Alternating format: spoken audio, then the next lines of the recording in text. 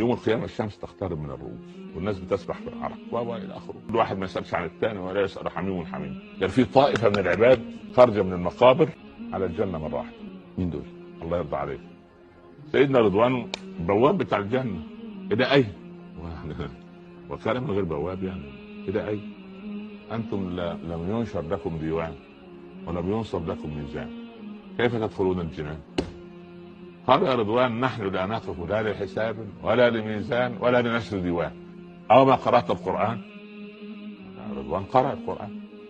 قال وفي أي شيء من القرآن أقرأ؟ قال إنما يوفى الصابرون أجرهم بغير حساب. قال وكيف كان صبركم؟